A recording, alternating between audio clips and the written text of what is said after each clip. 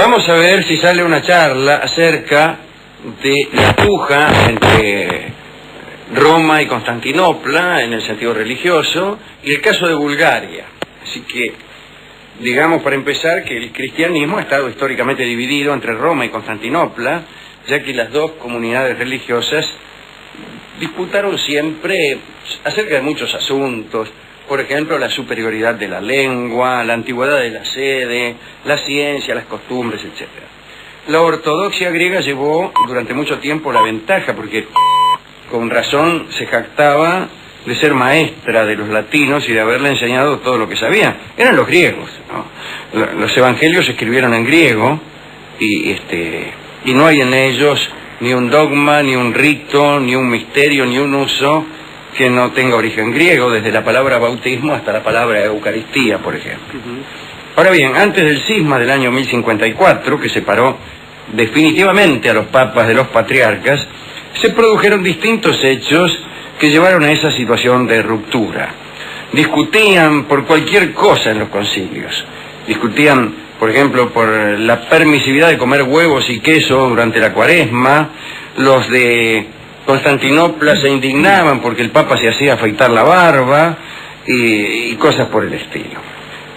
Pero también había algunas cuestiones de fondo atinentes a la naturaleza de Cristo y acerca del veto ortodoxo respecto a que una sola persona fuera la cabeza mortal de la Iglesia. Digamos que no soportaban la idea de que un Papa defectible y en algún caso pecador guiara a la cristiandad.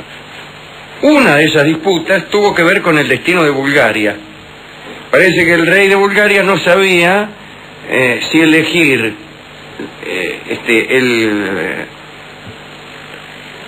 la autoridad de Roma o la autoridad de Constantinopla. Eran dos formas distintas de practicar el cristianismo y el rey de Bulgaria estaba indeciso. Era el año 850, un naciente estado búlgaro, y en verdad el rey Boris I, así se llamaba, cuyos antepasados eran bárbaros, no se decidía. Al principio parecía que se inclinaba hacia la práctica latina, pero hubo una poderosa demostración militar de los bizantinos, entonces cambió de idea. Y en el 865 se hizo cristiano ortodoxo. Pero la liturgia ortodoxa le parecía a él demasiado rigurosa. Entonces, como los nobles también participaban de esa idea, hubo como una pequeña revuelta entre los nobles, entre los aristócratas de Bulgaria, en contra de las prácticas litúrgicas de la ortodoxia. Entonces, nuevo giro. Boris I decidió aceptar la liturgia romana, pero antes le mandó al Papa Nicolás I una extensa carta con 106 preguntas.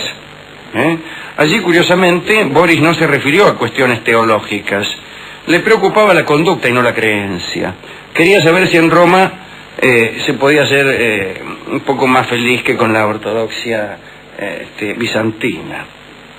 Y le preguntaba cosas acerca del rigor de los ritos.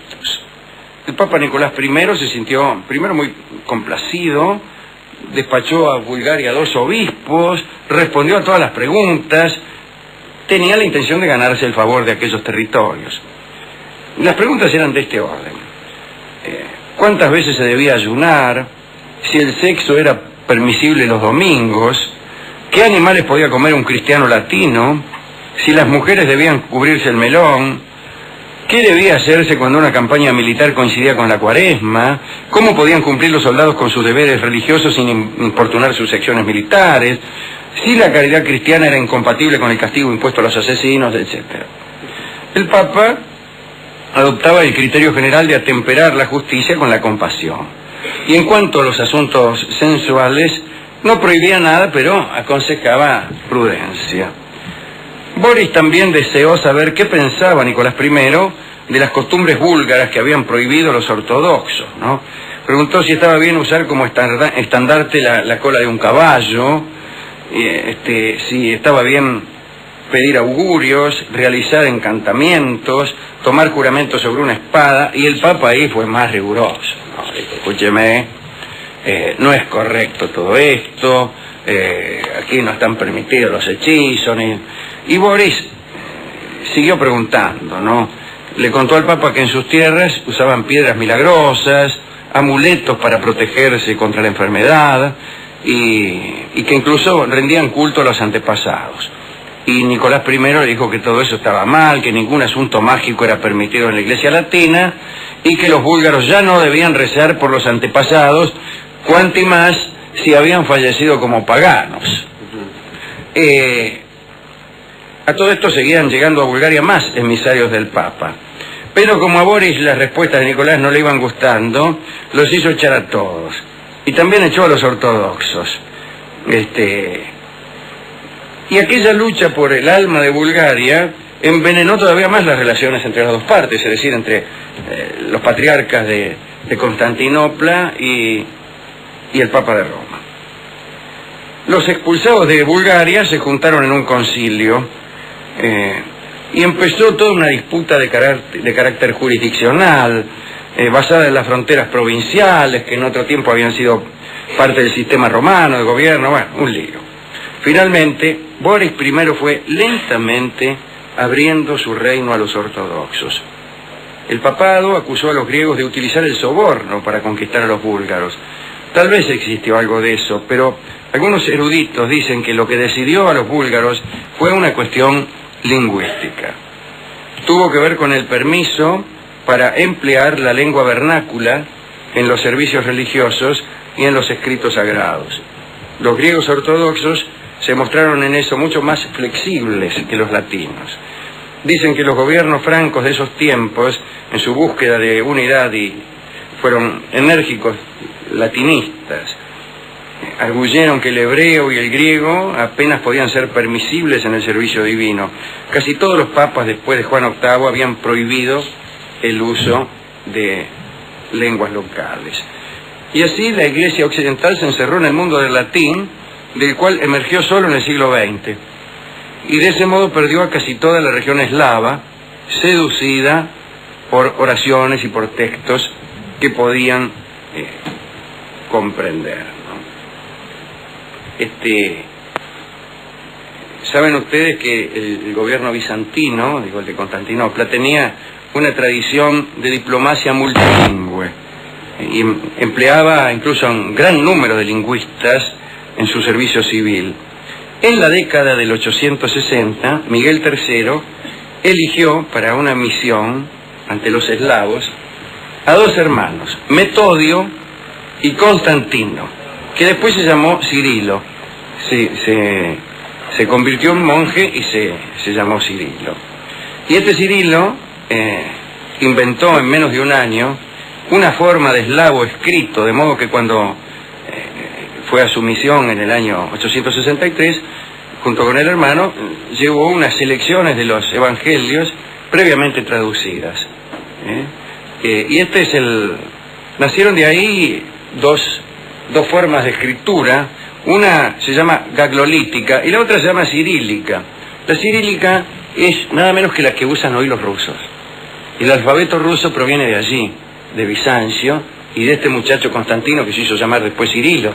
Y ese es el alfabeto cirílico. ¿No ve que los jugadores de fútbol de Rusia tienen una cosa que parecen unas mayúsculas que parecen las mayúsculas griegas? No parecen, son griegas, son una invención, una adaptación del alfabeto griego que hizo este muchacho Cirilo. Así que fíjese que eso que vemos en Rusia y que nos dice, esto lo habrán inventado los zares o los bolcheviques o Trotsky o algunos. No, lo inventó un griego. Y se parece al alfabeto griego porque es el alfabeto griego. Bueno, ya saben ustedes que la disputa entre Bizancio y Roma terminó mal. Y ahora las dos iglesias están separadas, y adoran a Dios desde distintas perspectiva, digamos así. Supongo que la divinidad escuchará en el cielo súplicas y gestos de adoración desde distintos ángulos. No sé cómo será eso. No lo sé, es raro. ¿A quién dedicar esto? Bueno, al amigo Constantino, también llamado Cirilo, que adaptó el alfabeto griego y permitió a los rusos tener ese alfabeto tan particular que permite reconocer el paisaje urbano de Rusia. Usted ve una pi por ahí y una e al revés y cosas por el estilo y dice, mira estos rusos como escriben. Sí. Pero uno ya sabe que está en Rusia. ¿Cómo por ejemplo, si uno se queda dormido en un avión y se pasa, sí, y no sabe dónde está, cuando cae en Rusia enseguida se da cuenta, cuando ve esas letras cirílicas se da cuenta, sí, que está en Rusia. Ajá. Distinto si usted está en Alemania.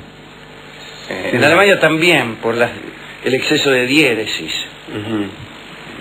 Pero, en cambio, en otros lugares no se da cuenta dónde está. Para eso inventó Cirilo este alfabeto, para que uno pudiera darse cuenta cuando se pasaba en el avión. Cuando se pasaba en el avión de que había ido a parar a Rusia y pudiera hacer los movimientos pertinentes. Hemos ido a la discoteca a buscar discos que tuvieran desde luego que ver con la lucha por Bulgaria que desarrollaron ambas prácticas cristianas. Sí, por una Bulgaria que por las creencias que querían tener, Alejandro no parecía muy convencida de todo con el cristianismo, ¿no? O sea, querían conservar un montón de cosas. Querían ser lo más paganos posible, claro, en realidad. Claro, a ver cuál de las dos lo dejamos ser más paganos. Lo que querían era ser paganos. Eso es lo que querían. Bueno, finalmente, hablando contándole al discotecario las preguntas, las 106 preguntas, las 106 inquietudes que Boris planteó al Papa Nicolás, pues el discotecario dijo que tenía el disco Inquietud. Es un bellísimo tango de don Héctor Stamponi, interpretado justamente por el autor en un bellísimo solo de piano que dedicamos especialmente a este indeciso rey, Boris I, que no sabía desde qué banca honrar a Cristo. Adelante, don Héctor.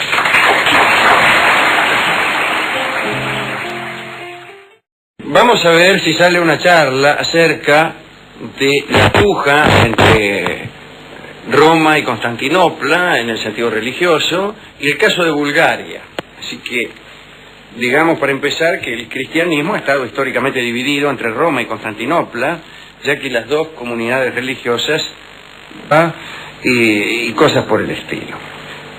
Pero también había algunas cuestiones de fondo atinentes a la naturaleza de Cristo y acerca del veto ortodoxo respecto a que una sola persona fuera la cabeza mortal de la Iglesia. Digamos que no soportaban la idea de que un papa, los griegos, ¿no? Los evangelios se escribieron en griego y no hay en ellos ni un dogma, ni un rito, ni un misterio, ni un uso que no tenga origen griego, desde la palabra bautismo hasta la palabra Eucaristía, por ejemplo.